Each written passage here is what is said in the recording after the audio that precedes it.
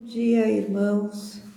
Eu os cumprimento com a graça e a paz do nosso Senhor Jesus Cristo. Vamos começar mais uma aula abordando a carta de Paulo aos Gálatas. E antes de a gente percorrer o roteiro de hoje, vamos orar. Pai querido, te agradeço a oportunidade de, mais uma vez, estar compartilhando com os irmãos e irmãs aquilo que está descrito na Tua Palavra. Verdades para as nossas vidas, alimento para o nosso espírito. Senhor, abre os nossos olhos, os nossos corações, para que nós possamos receber essa palavra bendita, que ela possa dar frutos na nossa vida. Em nome de Jesus eu oro agradecida. Amém. O título da nossa lição de hoje é A Nova Condição do Salvo, e a lição aborda o capítulo 4 da carta de Paulo aos Gálatas. Essa nova condição do salvo a que se refere o apóstolo Paulo é a condição de nós termos nos tornado filhos de Deus. E por sermos filhos, temos privilégios, mas também temos responsabilidades.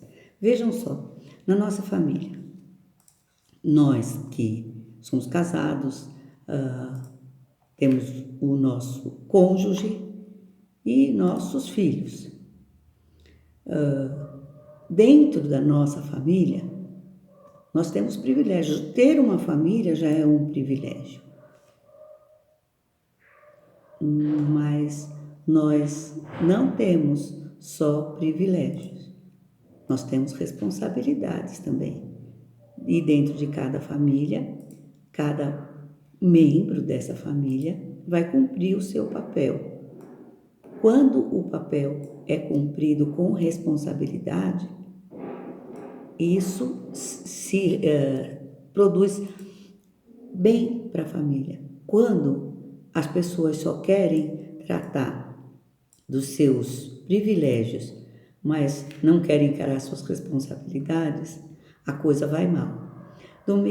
Da mesma maneira, na nossa condição de filhos de Deus, nós temos então privilégios, sim, mas também temos responsabilidades.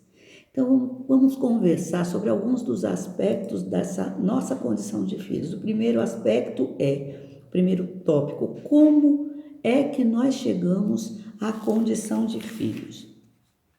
Lá em Gálatas 4:4, segundo a tradução que está usada aqui na nossa revista, a gente lê o seguinte: vindo, porém, à plenitude dos tempos, Deus enviou seu Filho, nascido de mulher, nascido debaixo da lei.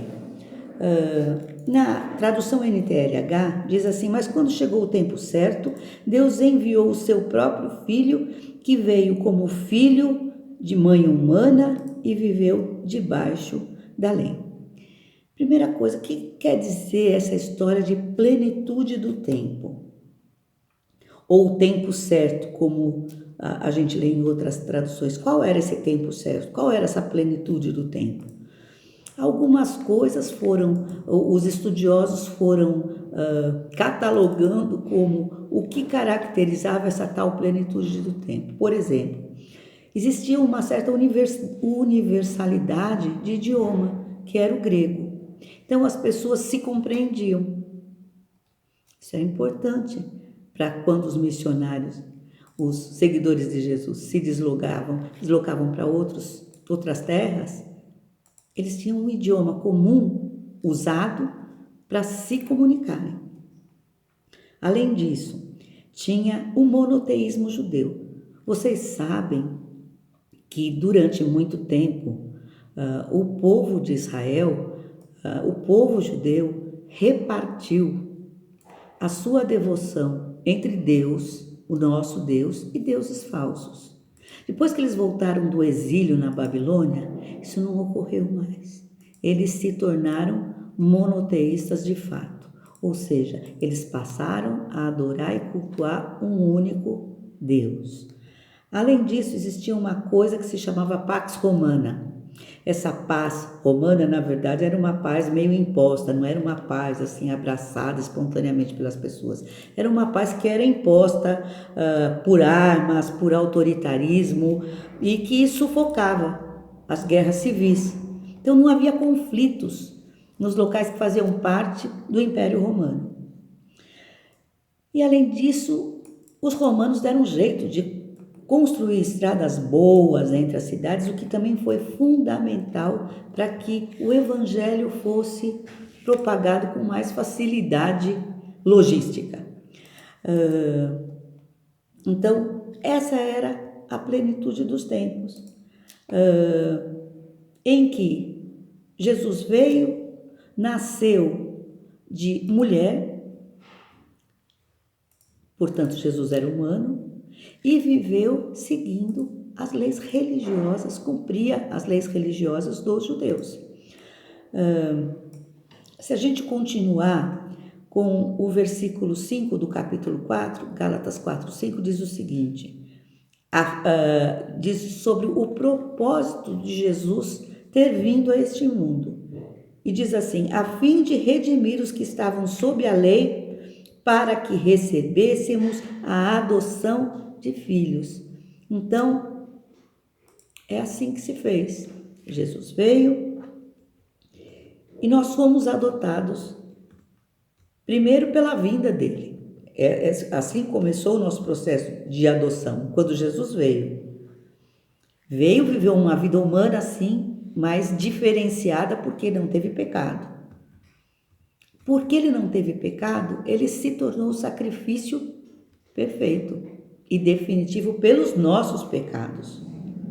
E, enfim, pela sua gloriosa ressurreição, que é a nossa esperança de vida também. Portanto, foi por esse processo que nós hoje temos o privilégio de nos tornarmos filhos de Deus. Como diz o apóstolo João, lá em seu capítulo 1, no verso 12, e a todos quantos receberam Jesus, ele lhes deu o poder ou direito de se tornarem filhos de Deus, aqueles que creem no nome dele. Cristo se submeteu à lei judaica durante a sua vida para que nós fôssemos resgatados do poder dessa lei. E esse é o primeiro aspecto da nossa lição. Segundo aspecto, nós temos o selo de garantia do Espírito Santo. Lá em Gálatas 4, 6, a gente lê assim, e porque sois filhos, Deus enviou ao nosso coração o Espírito do seu Filho, que clama, Abba, Pai. Na Bíblia Viva diz assim, e porque nós somos seus filhos, Deus mandou o Espírito do seu Filho aos nossos corações para que tenhamos o direito de falar de Deus como nosso querido Pai.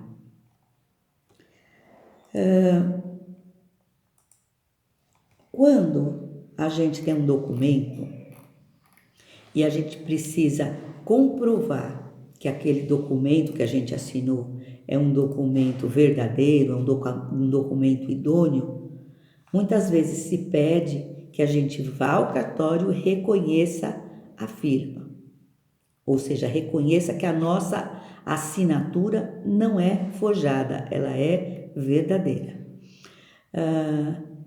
E aí se coloca um carimbo no documento, comprovando que ele é um documento que tem uma assinatura verdadeira. Deus fez isso conosco, através do Espírito Santo. Ele carimbou em nós, ele selou em nós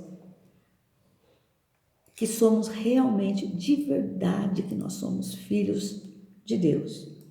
Se a gente for ler lá em Romanos 8, 15 e 16, a gente vai encontrar o seguinte, mas vocês não receberam o Espírito que os torne de novo escravos medrosos, mas sim o Espírito de Deus, que os adotou como seus próprios filhos.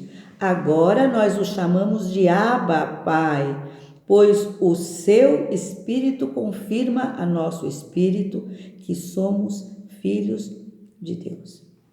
Então é a presença do Espírito Santo morando na nossa vida que confirma que nós somos filhos de Deus. Lemos ainda em Romanos 8, no versículo 9: vocês, porém, não são controlados pela natureza humana, mas pelo Espírito, se de fato o Espírito de Deus habita em vocês. E se alguém não tem o Espírito de Cristo, a ele não pertence. Então, o pertencimento a Deus está subordinado a nós termos o Espírito Santo de Deus. E aí nós podemos chamar Deus de Abba.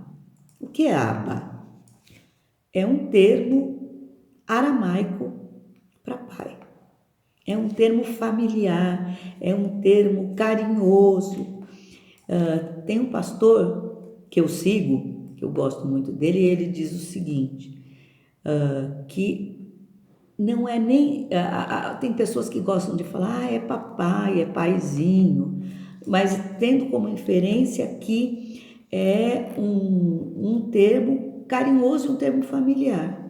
Mas, na verdade, esse pastor diz assim, não é nenhuma palavra completa. Abba, na verdade, é como a criança, quando ela está começando a aprender a falar e ela fala pá, ou ela fala papá.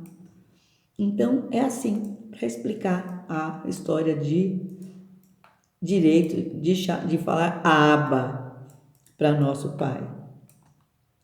E o Espírito Santo, ele é fundamental na nossa progressão, na nossa conversão e na nossa progressão de vida cristã. Porque o Espírito, como diz lá em João 16:8, que o Espírito veio para nos convencer. Ele cria convicções em nós. O Espírito Santo cria algumas convicções. Quais são essas convicções que o Espírito Santo causa em nós? Primeira coisa, para nós nos convertermos, ele causa uma convicção de pecado. Nós precisamos reconhecer, ter a convicção de que pecamos, de que somos pecadores, quando a gente se converte. Segunda coisa, de que o Espírito Santo nos convence, nos dá convicção da justiça, ou seja, do que é certo e do que é errado. Ele precisa fazer isso nos nossos corações, porque como Jesus diz lá em João 16:8, Jesus já não ia ficar muito tempo mais na terra. Ele não ia ficar aqui pessoalmente ensinando os seus seguidores.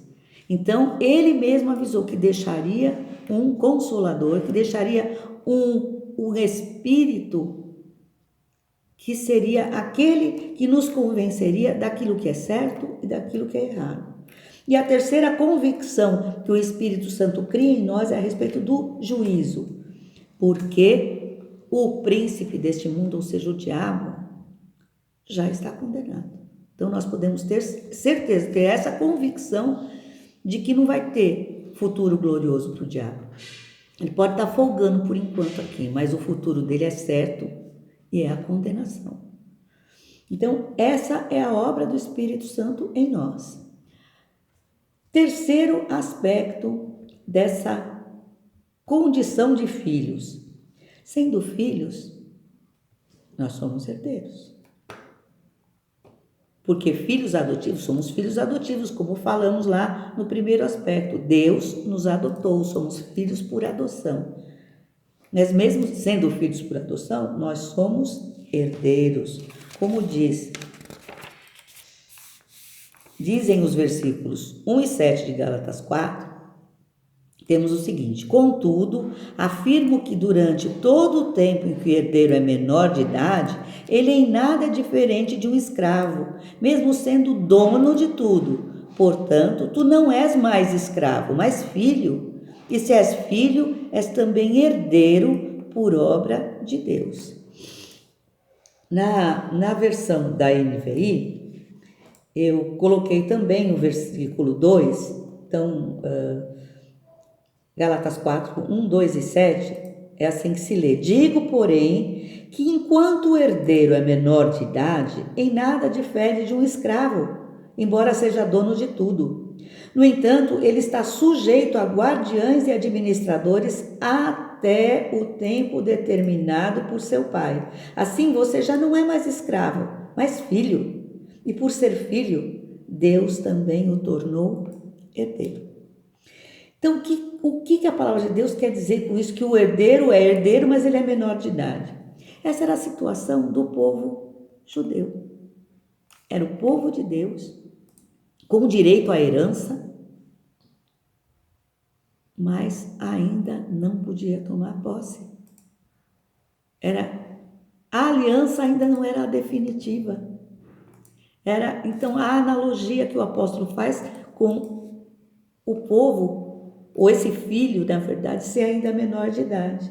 Ele precisava de guardiães e administradores. Quem eram esses guardiães e administradores? A lei judaica.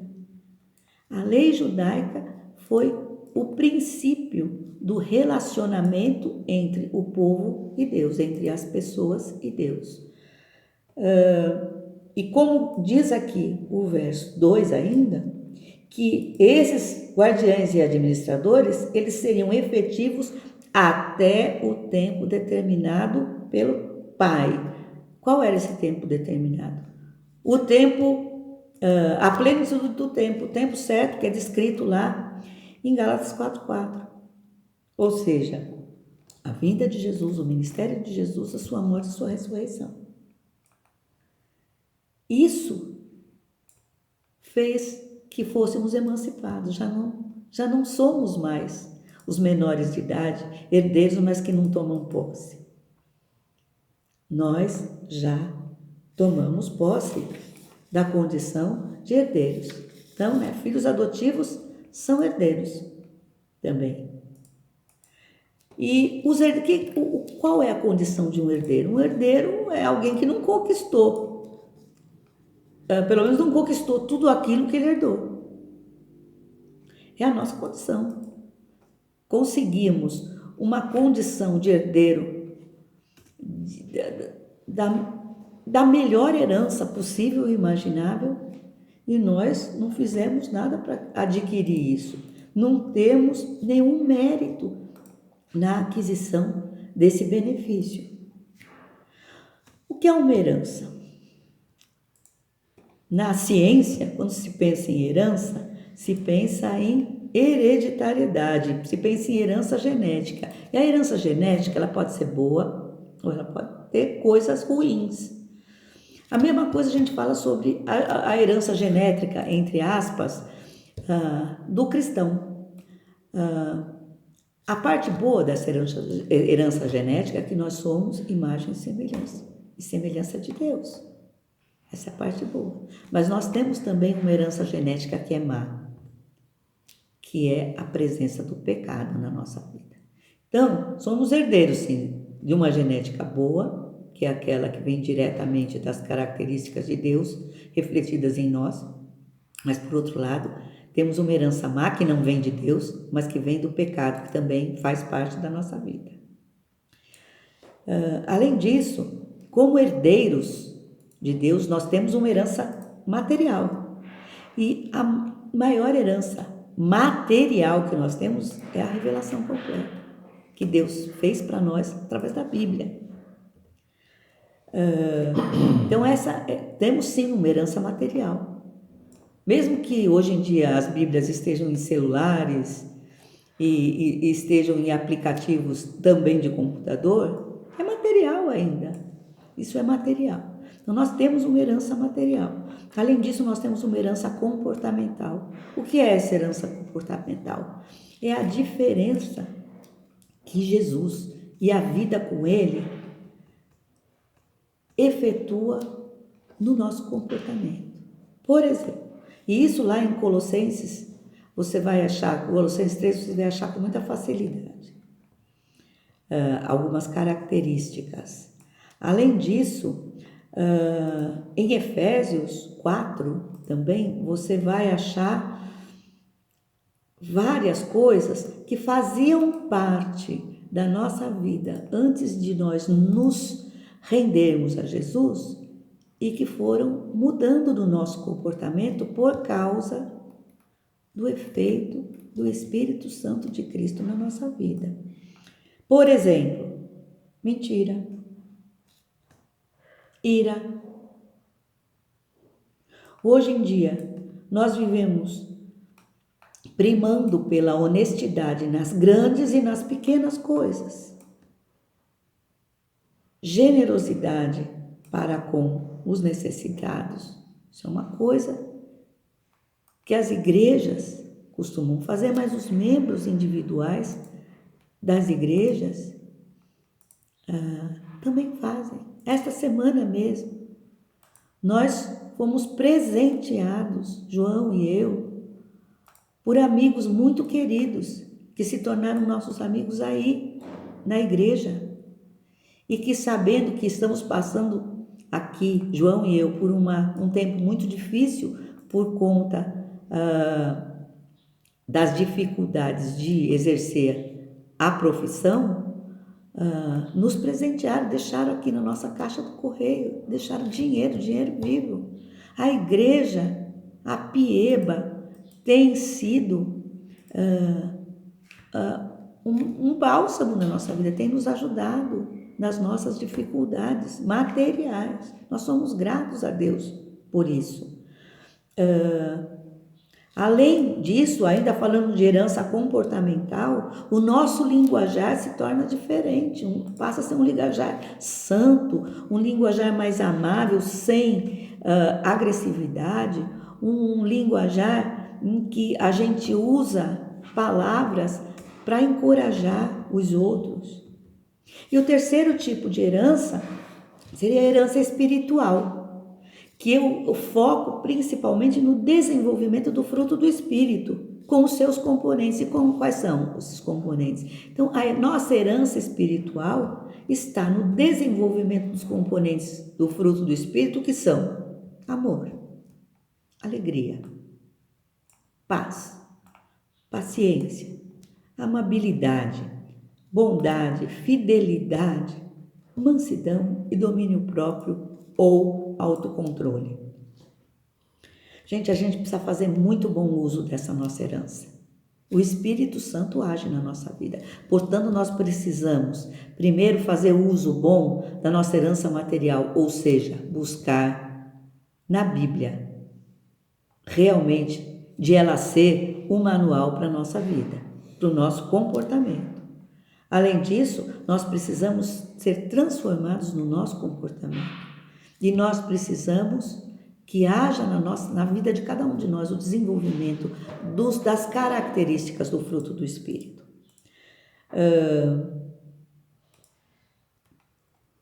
Lá em Efésios 4:30, a palavra diz o seguinte: não entristeçam o Espírito Santo de Deus, o selo que Ele colocou sobre vocês para o dia em que nos resgatará como sua propriedade. Isso quer dizer que se a gente não fizer bom uso dessa herança de filhos que nós recebemos, o Espírito Santo vai ficar triste. Bem claro isso aqui. Bom, o quarto aspecto da condição de filhos é o relacionamento com Deus e o conhecimento dele, conhecimento a respeito dele. E o verso colocado aqui, os versos colocados na lição são os versos 8 e 9 de Gálatas 4, que dizem o seguinte: no passado, quando não conhecieis a Deus, costumávais servir aos que, por natureza, não são deuses. Agora, porém, que já conheceis a Deus, ou melhor, sendo conhecidos por Ele, como podeis voltar para esses princípios elementares fracos e pobres, aos quais de novo quereis servir? Então, vamos fazer uma diferenciação aí. Primeiro, havia aqueles gálatas que provavelmente se converteram ao cristianismo direto do paganismo, onde eles tinham realmente vários deuses. todos falsos deuses, como diz aqui na versão transformadora, diz assim, que na verdade são deuses que nem existem. E agora que vocês conhecem a Deus, tinha que ser diferente. Outra parte dos membros daquelas igrejas da Galácia, eles vieram do judaísmo, que na verdade foi o rascunho para aquilo que na verdade seria definitivo, que é o cristianismo. Então, a palavra diz assim, agora que vocês conhecem a Deus, ou melhor, agora que Deus os conhece, e esse Deus os conhece, ou como diz aqui na lição, sendo conhecidos, ou melhor, sendo conhecidos por Ele, por Deus, esse sendo conhecido por Deus, quer dizer que Deus nos reconhece como filhos. Não somos só nós que dizemos assim, então, Deus é nosso Pai. Não, Deus sim nos reconhece como filhos, como diz aqui a palavra. E aí ele continua dizendo assim, por que vocês desejam voltar atrás e tornar-se novamente escravos dos frágeis e inúteis princípios básicos deste mundo? Então vocês que entraram, por exemplo, conheceram ao Deus único através do judaísmo, mas vocês já evoluíram e passaram a ser seguidores de Jesus, por que é que vocês estão querendo voltar? Por que é que vocês estão querendo regredir? E quando ele diz isso, ele está querendo apontar que vocês estão querendo regredir para aquilo que é inferior, que não é pleno, que era a lei. A lei, na verdade, quando você se refere à lei com letra maiúscula, havia, na verdade, 3 tipos de lei no judaísmo. Existia a lei cerimonial, que era uma lei que basicamente definia como é que devia ser o culto, a adoração a Deus. Existia a lei civil, que descrevia como é que deveria ser o relacionamento civil das pessoas dentro da sociedade, dentro da família, entre os parentes. Então, existia também essa lei. A lei cerimonial, nós não a seguimos, como seguidores de Jesus, nós não a seguimos, porque ela tem tudo a ver com um culto que não é o culto em espírito e em verdade que nós agora professamos. A lei civil também, como as sociedades hoje em dia são muito diferentes daquela época, algumas coisas se aplicam, outras coisas não. Mas existe a lei moral. E essa lei jamais foi revogada. Nós continuamos tendo que segui-la. Então não é uma rejeição da lei, não é uma abolição da lei. Jesus mesmo disse que ele não veio para abolir a lei, ele veio para cumpri-la. Porque ele podia cumpri-la, nós é que não podemos cumpri-la, porque nós somos pecadores. Diz aqui o texto de Gálatas 4, 8 e 9. Vocês, por que vocês querem voltar atrás e vocês querem se tornar novamente escravos? Vocês são livres. Lá em João 8, de 31 a 36, é aquele texto que diz que se a gente seguisse os mandamentos de Jesus, a gente conheceria a verdade nos libertaria. Então, os judeus alegam a Jesus, nós somos filhos de Abraão. Nós nunca fomos escravos de ninguém. Que história é essa de que nós somos escravos? E Jesus diz a eles que quem é pecador, que quem vive pecando, é dominado pelo pecado, é escravo do pecado. Quem vive pecando é escravo do pecado. Não adianta querer negar isso.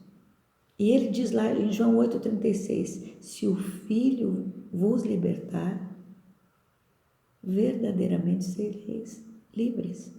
Quando o Filho nos liberta, nós somos livres. Para que nós vamos querer voltar para a escravidão? E ainda, Aí mesmo em Gálatas 4, no versículo 15, Paulo pergunta para esses Gálatas: o que aconteceu com a alegria de vocês?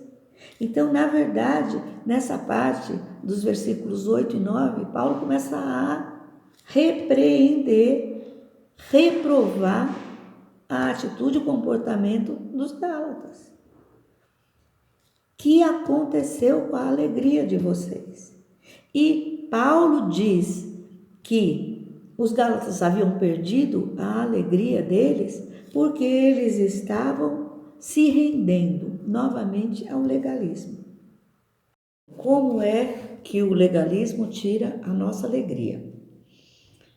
Primeira coisa, ele faz as pessoas se sentirem culpadas e não amadas. Deus, quando nos acolhe como seus filhos, uma das partes mais importantes do sacrifício, da obra de Jesus por nós, é que ele levou as nossas culpas sobre si.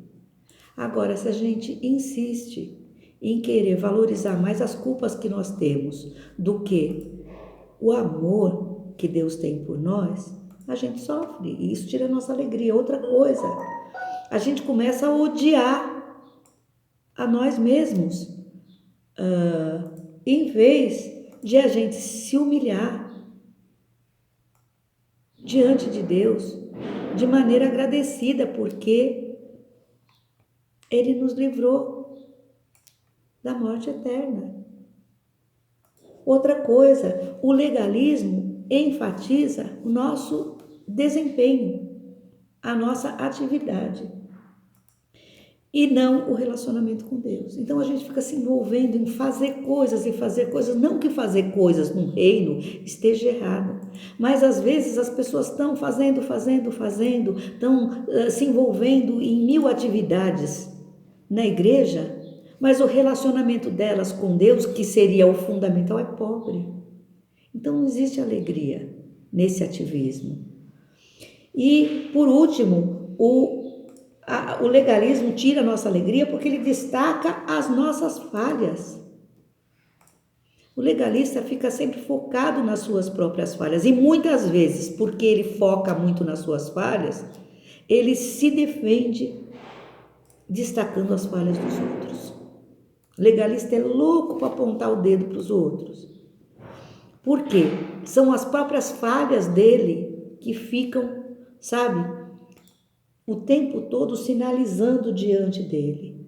Em vez de a gente comemorar, celebrar o que a gente já caminhou como resultado do que Cristo faz na nossa vida, a gente fica, na verdade, se lamentando pelas nossas falhas e apontando o dedo para as falhas dos outros. E isso, com certeza, acaba com a nossa alegria.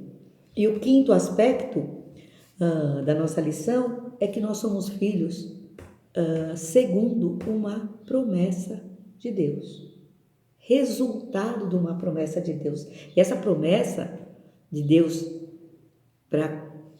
com os seus futuros filhos, ela é uma promessa muito antiga.